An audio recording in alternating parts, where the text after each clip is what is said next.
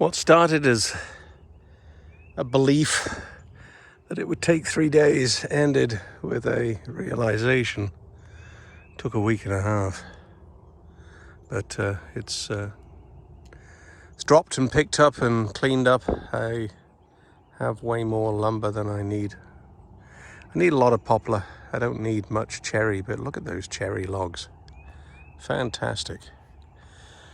One huge bonfire that I've kept going for 3 days, 4 days. Huge mountain of ash that needs burying. But this space here has turned out great. I know I get excited about nice logs, but these are superb. I can already see in those dead straight some 2x6 poplar for Devon's porch and for the Jonesboro ceiling of the 2-story porch that's there. These cherries are, I don't know what I'm going to do with them. That big log there is going to have to be slabbed for tables. And then probably some 1x6 for making furniture. This is firewood. I've categorized it just because I guess just because I could. There's no reason. Poplar is so. It's interesting because in an acre of woodland, when you think of the mix of trees, we've got mostly poplar, as represented by the log pile. Hickory, not a lot of hickory, a lot more cherry than I thought we would have, and then beech. And this pile here represents about the same mixture too. There's some hickory in there that is so hard, it's amazing. But on with the day. I'm going to drop some poplar that's over there, that's overshadowing a tree or two that I like. There's one to the left of that cedar that's orange as it's budding out, and I'm not sure what it is. Looks like a maple maybe. So I'm going to drop some of the tall skinny trees. I don't think I'll clean up today because it's a bit mucky. Didn't expect rain last night, but it rained a little bit. And anyway, pick up some more stuff, sort the fire out first, and then carry on with the cleanup. One of the side products from the clearing is a pile of mulch. Some hardwood mulch on the left and some poplar mulch on the right. Of course, I got some other side products sitting around here too. But the mulch will be for the fruit patch. Beautiful view this time of the year of the mountains. Not a beautiful view any time of the year, but this time you can see through the trees.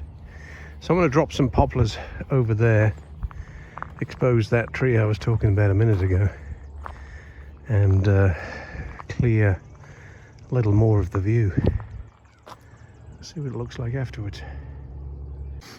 A partially successful last few hours. I went down there with the intention of dropping all of the poplars in order to drop the lower threshold of the view, and I've dropped a lot of them, but the two that are most in the way are cherries, and I don't want to drop the big cherries.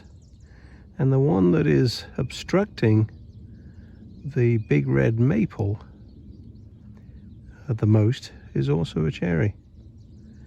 So that's a shame. I think there's one more poplar I can take out, the one that is directly in front of that maple.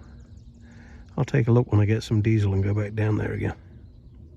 I've taken out 5 or 6 big poplars, And I've taken the one out that's directly in front of the maple that I was talking about, which I'm happy about that.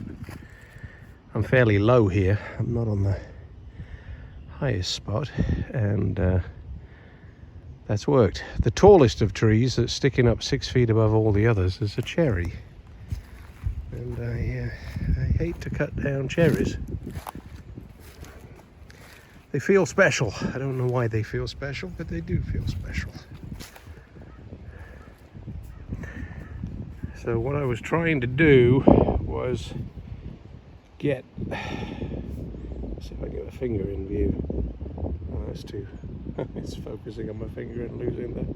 Alright, so above my fingernail in the middle of the image there is a red maple. If I get the finger out, it'll refocus. That red maple, I wanted to expose it, not so much for now, but for in the fall when it turns red. There's some poplars that are behind it that I'll be dropping when I put the roadway in. So I'm quite happy that in the depth into the woods that I wanted to modify, I've done as much as I can. And there's just cherries and cedars left, and some maples, which is what I wanted. So I am happy with that. End of this couple of days worth of clearing. It's not a particularly good day to show it, but you can see why I modified the view. There's some poplars there that are obstructing the view of the mountains in the distance. You can in fact just about see the second set of ridges. So there's an old English guy, I think he was in the 1700s, I probably have got that wrong and it's 1800s, called Capability Brown. And Capability Brown was what he called himself as a landscape architect. And what landscape architects do is modify the landscape.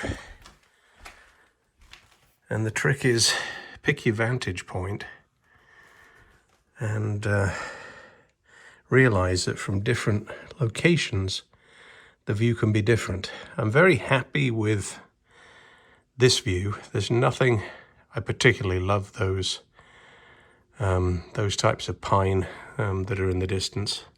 I do not like the white pine, which is here, nor those.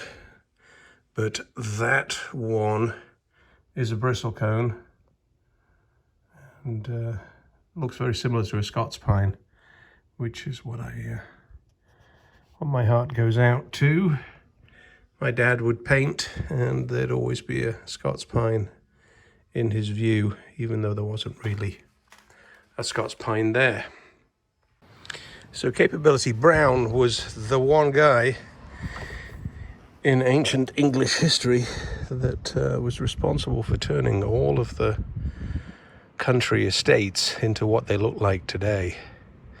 He had a tremendous vision for how to improve what existed and also what worked way beyond his own death, because many of the English oaks would last for over 200 years. Some would last 450.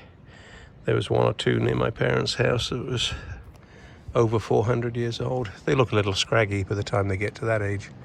But this guy here that I like has grown without anything surrounding it for a long time. And it's a beautiful shape. That's actually a Bradford pear, believe it or not. It's monstrous.